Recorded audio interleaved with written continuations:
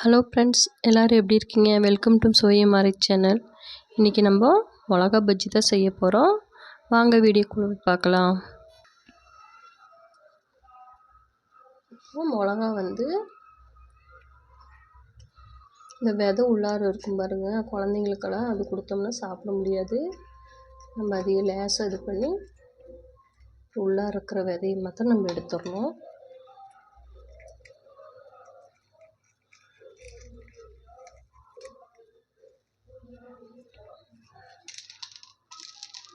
இந்த மாதிரி இந்த விதையை மாத்திரம் எடுத்தால் போதுங்க.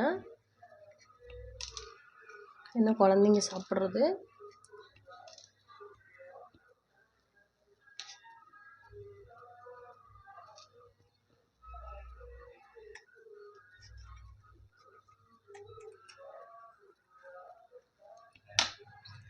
அதேமாரி எல்லா மிளகாவையும் இந்த மாதிரி எடுத்துடலாம்.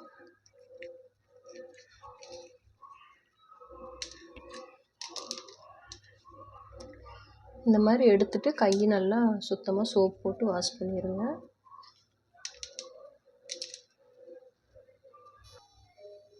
இப்போது எல்லா மிளகாவும் இந்த விதையை எடுத்தாச்சுங்க. இப்போது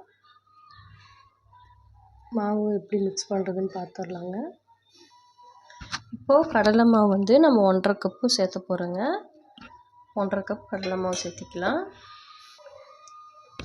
1.5 கப் கடலை மாவுங்க. அரிசி மாவு ஒரு அரை டம்ளர், அரை கப்பு அரிசி மாவு சேர்த்துக்கலாம். கொஞ்சமாக தண்ணி விட்டு இதை நல்லா மிக்ஸ் பண்ணிடலாம்.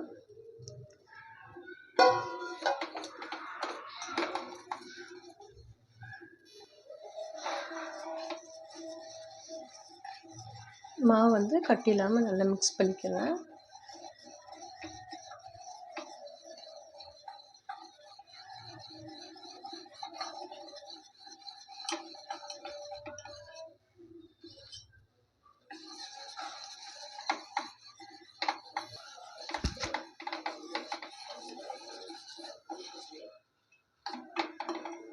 இப்போது இது கூட இஞ்சி பேஸ்ட் இருக்குது, இஞ்சி பூண்டு பேஸ்ட் இருக்குது பாருங்கள்.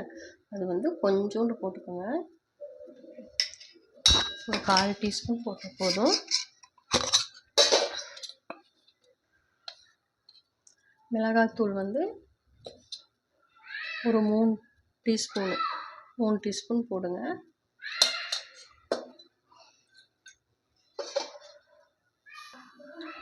ஒரு சிட்டிகை ஆப்ப சோடா போட்டுக்கலாம். போட்டு இது நல்லா மிக்ஸ் பண்ணி விடுங்க.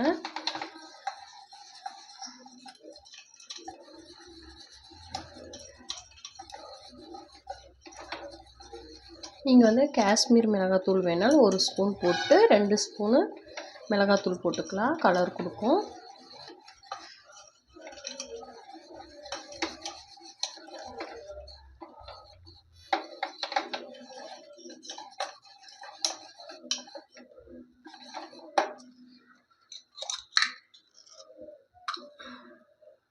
தேவையான அளவு உப்பு போட்டுக்கோங்க.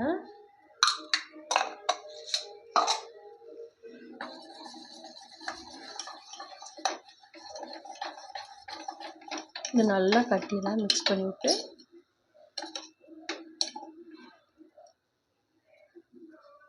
இந்த அளவு இருக்கணுங்க பதம். ரொம்பவும் தண்ணி விட்டுறக்கூடாது, ரொம்பவும் கெட்டியாகவும் இருக்கக்கூடாது. பாருங்கள், இதில் தெரியுதுங்களா? இதில் பாருங்கள், இந்த இதுக்குள்ளே பாருங்கள் அப்படியே ஒட்டி இருக்குதுங்களா? இந்த அளவு இருந்தால் போதும்.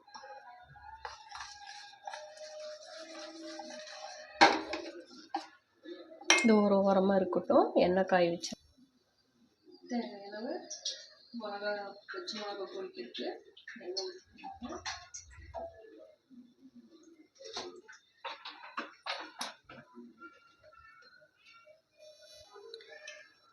இப்போ எண்ணெய் காஞ்சிருச்சு. அந்த மாவு மிக்ஸ் பண்ணி வச்சுருக்கிறதுல அந்த மிளகா போட்டு எடுத்துடலாம்.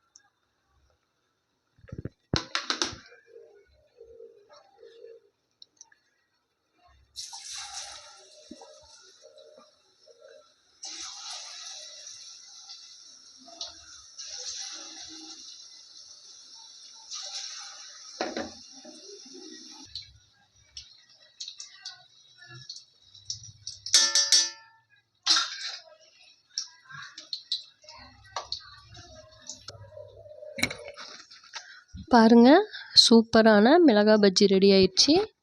நீங்களும் வீட்டில் ட்ரை பண்ணி பாருங்கள். சுவையும் மாறி சேனலுக்கு மறக்காமல் சப்ஸ்கிரைப் பண்ணுங்கள், லைக் பண்ணுங்கள், ஷேர் பண்ணுங்கள். ஓகே ஃப்ரெண்ட்ஸ், பாய்.